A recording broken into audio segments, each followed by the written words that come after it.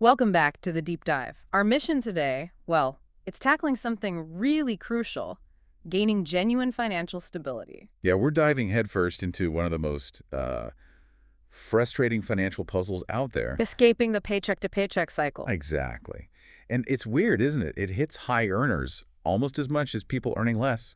Yeah, our source material really nailed that paradox. It talked about this unsettling reality. You could be making, what, $5,000, $8,000, even $10,000 a month? Right. And still feel completely broke, still Mm. watching that bank balance just dwindle down to zero, days before the next paycheck lands. Ugh, that feeling. Hitting the financial reset button every couple of weeks, it's just exhausting. It really is. And it makes people think the only way out is like winning the lottery or getting some massive immediate raise. But that belief, that's the critical misconception we really need to dismantle today, isn't it? Absolutely. The source materials couldn't be clearer on this. Mm. If you're just focused on trying to make more money, well, you're kind of attacking the wrong symptom. So it's not just about the top line number.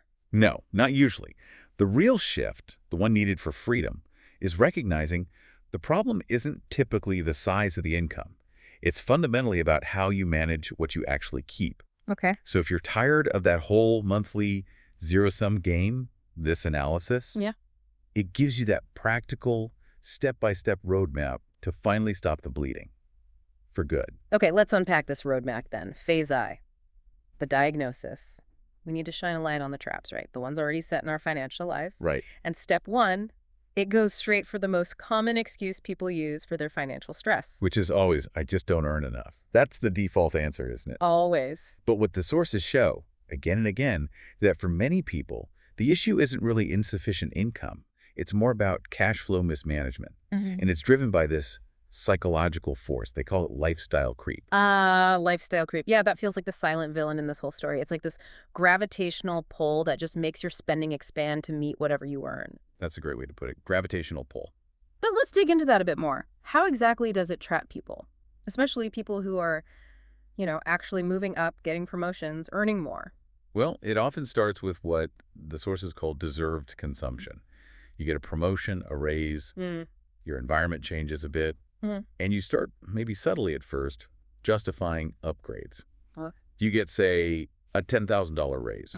Your brain kind of immediately goes, okay, permission to spend $10,000 more this year. Right. So you upgrade the phone plan. Exactly. Or the apartment because you need that extra room now. Or you start justifying food delivery 3-4 times a week Yeah. because, hey, you're working harder, right? You deserve it. And individually, none of those things seem like a huge deal. A new phone might just be, what, $50 a month extra on a plan?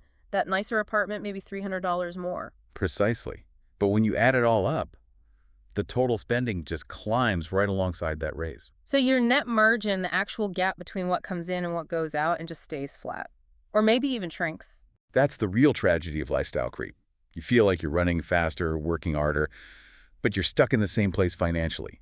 If you start making, say, $8,000 a month, but your fixed costs and lifestyle spending creep up to $700 to $900, well, you're still just one flat tire away from a crisis. Wow. Okay, so the very first step, the sources are saying, is just pure awareness. You have to see it first. You absolutely cannot fix what you do not measure. That awareness is step one. Which leads us perfectly into step two. Mm-hmm. And this is probably the step most people dread. Know where your money goes. Yeah, you say tracking, and you can almost hear the collective groan. People Yeah. anticipate the pain, right? Facing the reality of where the money actually went. Definitely. And that avoidance, that's exactly what the sources warn against. This phase demands immediate action. Might be uncomfortable, but you must track every single expense for one full month. Every single one. Every single one. The method isn't fancy software, necessarily. It's just about transparency. Yeah. Open your banking app, your credit card statements, look back 30 days.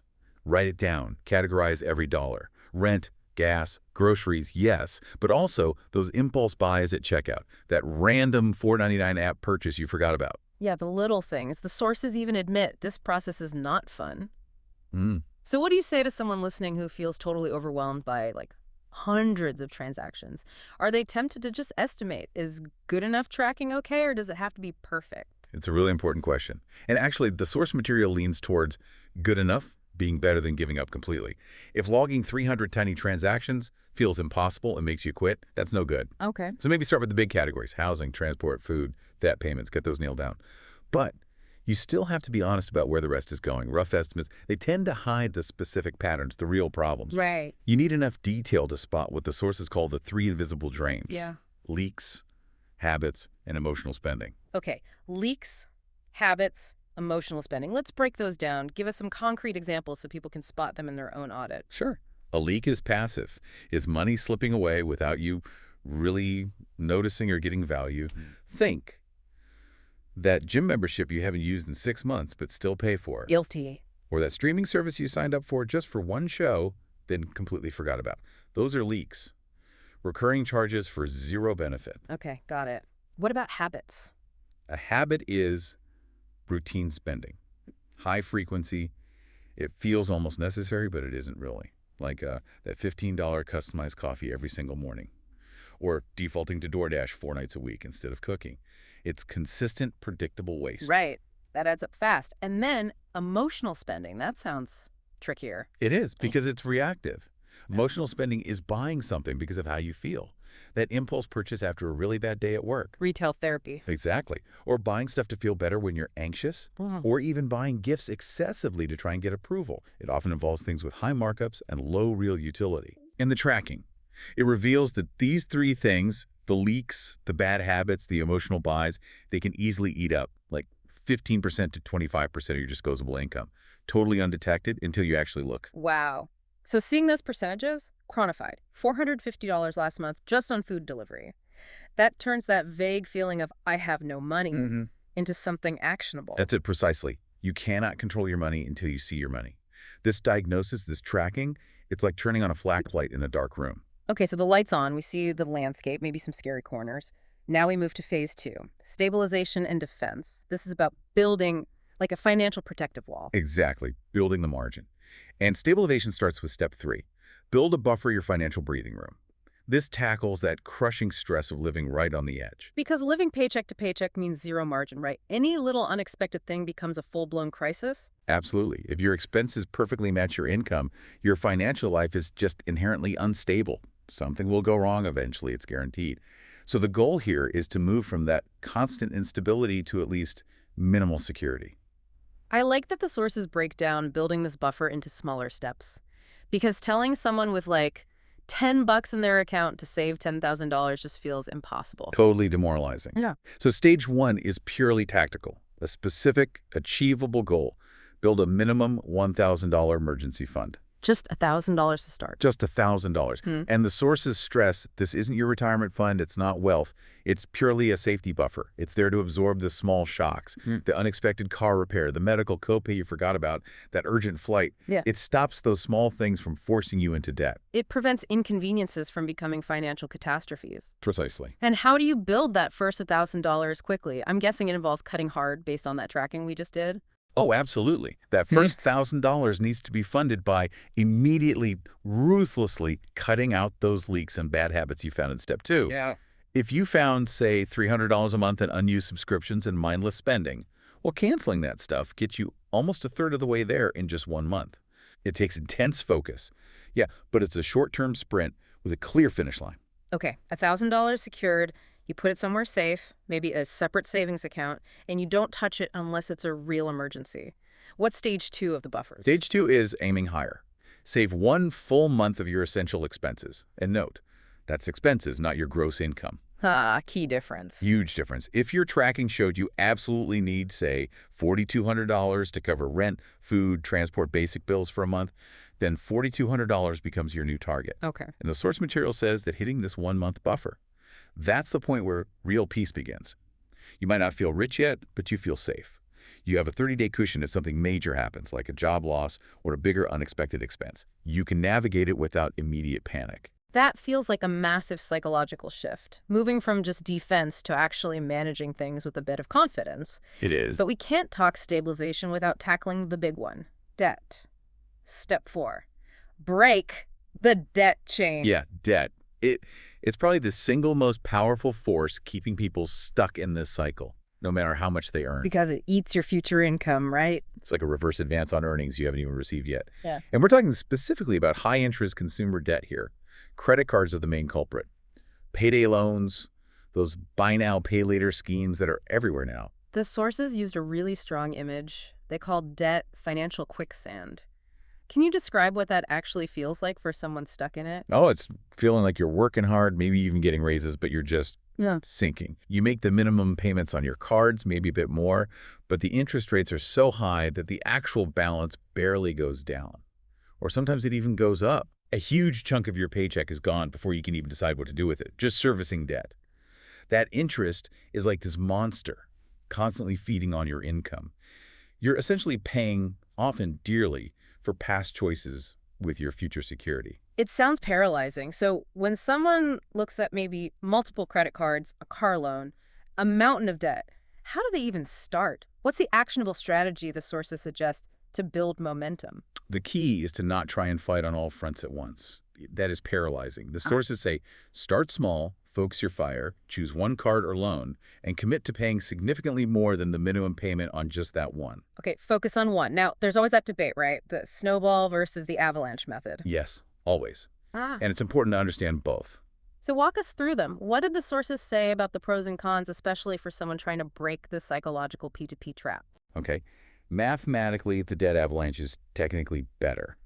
You list all your debts, find the one with the highest interest rate, and throw every extra dollar at that one first while paying minimums on everything else. Once it's gone, you attack the next highest interest rate, and so on. And that saves the most money on interest over time. Correct. Because you're eliminating the most expensive debt fastest. Yeah. However, and this is a big however according to the sources, for someone trying to break free from that feeling of being trapped, which is deeply psychological, Yeah. the debt snowball is often the more effective tool. Okay, why the snowball? How does that work? The snowball method ignores the interest rates, mostly. Yeah. You list your debts from the smallest balance to the largest, regardless of the interest rate. You pay minimums on everything except the smallest one. You throw every extra penny at that smallest debt until it's gone. Ah, so you get a win faster. Exactly. You kill that first smallest balance relatively quickly. And that provides this immediate, tangible psychological victory. It feels good. It gives you a burst of motivation, proves to yourself, hey, I can actually do this. And that momentum is key for sticking with it long term. Absolutely critical. Escaping significant debt is usually a marathon, not a sprint. Those early wins keep you going when things feel tough. And the reward for killing each balance, it's framed really powerfully in the sources. It really is. They call it a raise you give yourself. Yeah.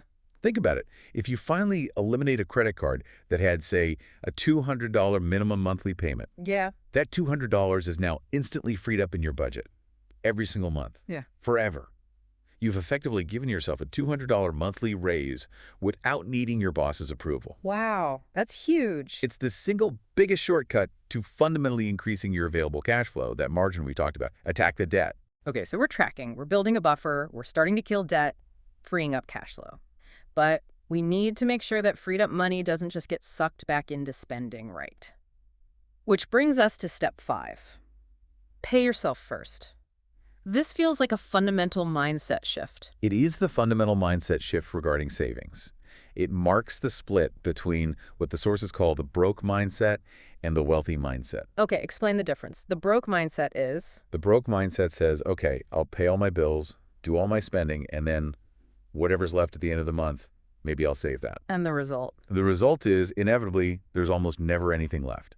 As we said, spending just magically expands to fill the available space. Parkinson's law for money. Right. So the wealthy mindset flips that completely. Completely. It says, my future security is a top priority. It's a non-negotiable bill. So the wealthy mindset dictates, I pay myself first, whether that's savings, investments, or extra debt payments, and then I figure out how to live on what's left.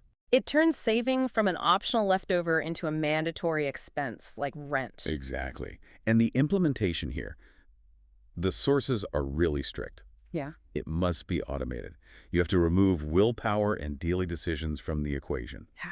The moment your paycheck lands in your account, you need an automatic transfer set up. Move 5% or ideally 10% or even more if you can manage it, immediately into a separate savings account or an investment account or straight towards that target debt. Treat your future self like your most important creditor. You got it. They get paid first, right off the top. And the automation is key because out of sight, out of mind. Pretty much. You can't easily spend money that never really lingered in your main checking account. Your brain, and your spending habits just naturally adjust to the slightly smaller available balance. Yeah. You often barely miss that 5% or 10% once the habit is formed. It removes the friction, the constant, should I save this month debate. Removes the friction, the temptation, the cognitive load. It just happens. That money is working for your future before you even get a chance to think about spending it. And it guarantees that the margin you create by killing debt actually builds your security instead of just vanishing into a lifestyle creep again. Okay, that makes sense. Now, let's circle back to defense for a moment with step 6. Cut quiet expenses. We talked about leaks earlier, but this step sounds like it requires a more rigorous ongoing audit, Yeah. focusing on the small stuff. Yeah, it's about recognizing that it's often not the big, obvious purchases that keep people broke long term. People think, well, I didn't buy a new house, I didn't buy a luxury car, so I must be doing okay. Right. But the sources hammer this point. It's often the death by 1,000 cuts. The small, almost invisible recurring costs that silently drain hundreds, sometimes thousands of dollars every single year. Okay, what are the prime suspects here? The quiet leaks we should be hunting for regularly. Think subscription creep, for starters. Yeah. How many streaming services do you really watch? Do you need 3 different cloud storage plans, 2 meditation apps? Those $10, $15, $20 subscriptions add up incredibly fast. Uh-huh. Then look at convenience fees. Food delivery surcharges, yes, but also things like ATM fees, overdraft fees, surge pricing on ride-sharing apps when maybe you could have waited or walked. These little $5 or $10 hits happen frequently. Yeah, if I have, say, 5 forgotten $15 subscriptions, that's $75 a month right there, $900 a year. Suddenly, that's a serious chunk of change that could have gone to the emergency fund or debt. They absolutely compound faster than people think. So the recommendation isn't just that initial 30-day deep dive. You need a regular maintenance schedule. The sources suggest audit your bank and credit card statements thoroughly every quarter. Every 3 months, go through it again with a fine-tooth comb. Exactly. Be ruthless. Ask yourself honestly, have I used this service in the last 90 days? Is it genuinely adding value to my life? If the answer is no, cancel it immediately. And crucially, the goal here isn't about depriving yourself, is it? It's about redirecting. It's about freeing up cash flow for a higher purpose.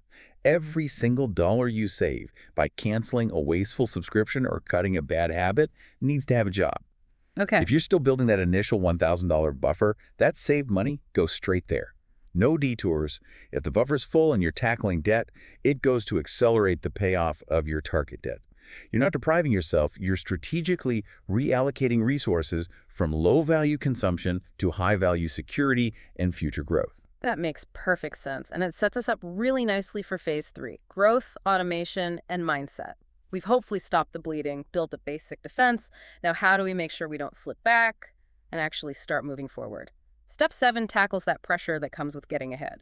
Control lifestyle inflation. Yeah, this is where the discipline we've been talking about really gets tested.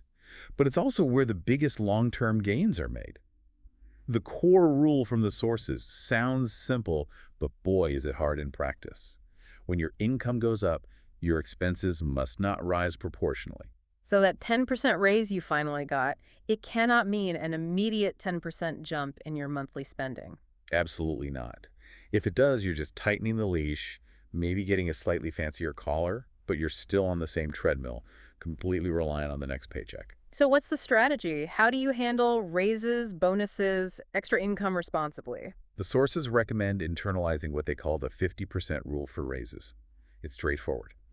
Every time you get a raise, a bonus, maybe profits from a side hustle, at least half of that net increase after taxes At least half. must be immediately automatically directed towards building wealth. That means boosting your savings rate, increasing investment contributions, or aggressively paying down debt faster. Okay, let's make that concrete. Say I get a $500 net raise per month after taxes. How does the 50% rule apply? Okay, $500 extra net.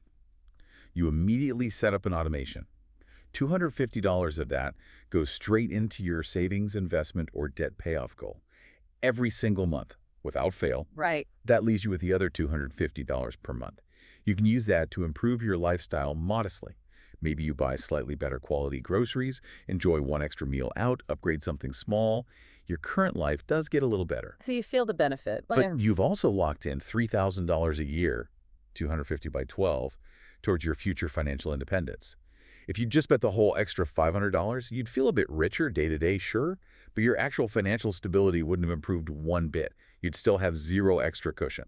That feeling of I deserve this upgrade is the real trap, isn't it? It's incredibly seductive. But earning more and spending more just means you're running faster on a slightly more expensive treadmill. You're still completely dependent. So true freedom, according to the sources, isn't really about the size of the paycheck itself? No. Hmm. It's defined by the size of the gap you consistently create and maintain between your income and your spending. Yeah. That gap, that's your safety net. That's your investment capital. That's what buys you peace of mind, flexibility, options, and eventually, real wealth. That gap is the #1 metric you should be tracking. The gap. Okay, I like that. But while widening the gap is crucial, step 8 reminds us that defense alone isn't enough, right? You can only cut expenses so far before you're just miserable. We also need growth, build multiple income streams. Exactly. You can budget your way to stability, maybe even pay off debt. But you generally can't budget your way to significant wealth or true financial independence. At some point, you need growth. You need to bring in more income than just your main job provides. This step is about moving beyond relying on just one single source of income. Okay, but when people hear multiple income streams, they often picture like quitting their job to launch a tech startup or becoming a real estate mogul overnight. That sounds intimidating. What simple, accessible ways do the sources suggest for just starting? Yeah, it doesn't have to be overwhelming. The sources really emphasize starting small, leveraging skills you already have, or using pockets of free time. Think practical, low-barrier stuff. Like what? Maybe freelance writing or editing online for a few hours a week, offering virtual assistant services. If you have skills like graphic design, web development, social media management, you can often find small gigs. Even simpler things like tutoring, pet sitting, maybe house cleaning on weekends. The goal initially isn't replacing your job, it's just expanding your cash flow, even a little bit. Why is even just, say, an extra $200 a month considered so important? It doesn't sound like life-changing money. But when it's directed properly, it absolutely can be trajectory changing. Think about it. An extra $200 a month thrown at a high-interest credit card using the debt avalanche method. That could potentially shave years off your repayment time and save you thousands in interest. Okay. But there's a crucial rule here. That extra income, it needs to be ring-fenced. The sources are adamant.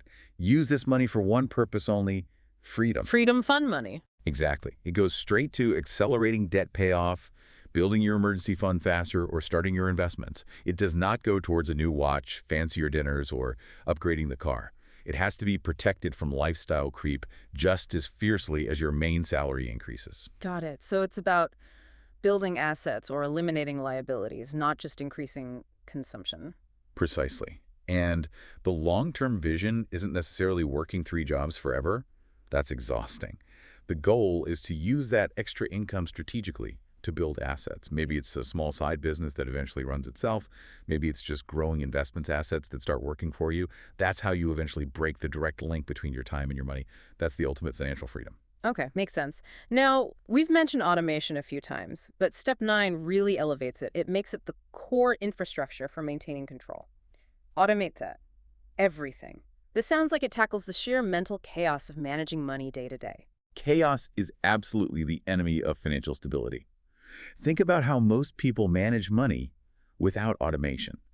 It's constant juggling, right? Remembering due dates, deciding how much to save this paycheck, manually transferring money between accounts. Yeah. It's stressful. Yeah, it takes up a lot of mental energy.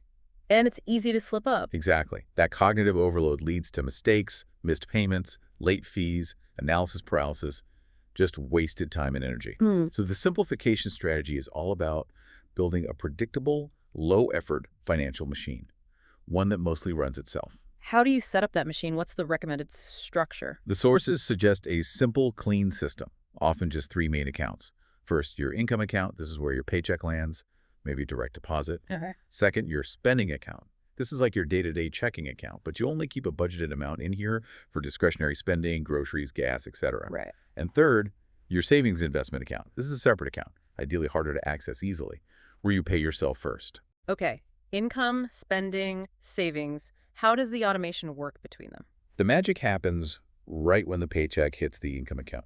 You set up automated rules. Right. First, fix bills, rent or mortgage, insurance, maybe car payment. Get auto-paid directly from the income account on their due dates. Right. Second, that mandatory 5% or 10% or more savings transfer. It automatically moves from the income account straight to your savings investment account. Non-negotiable. Okay. Third, You automatically transfer your budgeted amount for weekly or biweekly spending from the income account into your spending account. What's left in the income account covers any remaining non-automated bills or just sits tight.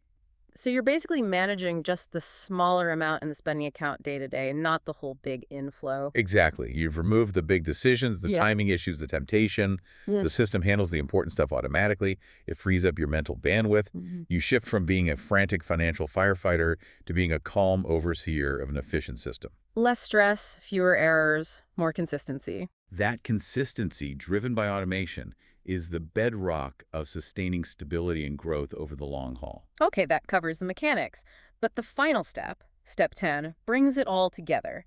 It acknowledges that this isn't just about spreadsheets and transfers. Rewire your money mindset. This sounds like the deepest level. It absolutely is. Because you can set up all the perfect systems, track every penny, have the best budget. But if your underlying psychology, your core beliefs and attitudes about money don't change, you'll likely sabotage yourself eventually. How so? The old habits, the emotional spending triggers, the lifestyle creep temptations, they'll find a way back in if you're still operating from a place of survival mode or scarcity. Making temporary changes isn't enough. You need a permanent shift. So the shift is from survival mode to, what did the sources call it? Ownership mode. Yes, ownership mode. It's a radical shift from feeling like money just happens to you to realizing you are the one in charge. You're the owner, the director of your financial resources. What does that actually look like? How does ownership mode feel day to day? It means being proactive, not reactive. You look at your income, your budget, your goals, and you issue the orders. You tell your money where to go, assign every dollar a job, instead of just getting to the end of the month and wondering, wow, where did it all go? It's about intentionality, taking responsibility. Total responsibility. Yeah. And acknowledging that every spending or saving choice is exactly that, a choice, one that moves you either towards your goals or away from them. But sustaining that level of intentionality, it's hard. Motivation waxes and wanes. How do the sources suggest keeping that ownership mindset strong over time? Two key things. Track your progress, not just your spending, and celebrate the milestones. Okay.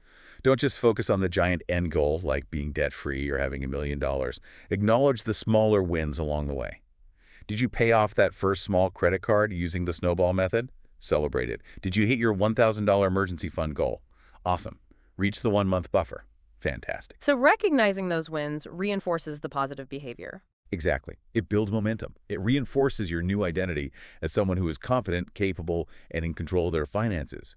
It rewires those old scarcity pathways in your brain. And the final piece of this psychological puzzle, according to the sources, and maybe the toughest one in our social media age. Oh yeah, stop comparing yourself to others. Easier said than done, right? Incredibly difficult, but absolutely essential.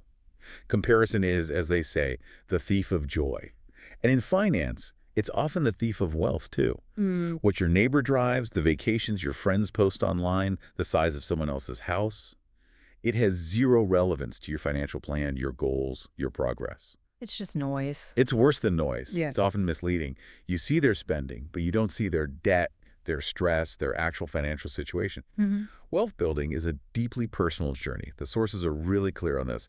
The only benchmark that matters is you versus you. Am I doing better today than I was yesterday? Am I moving towards my own goals? That's it. The only person you need to beat is yesterday's version of you.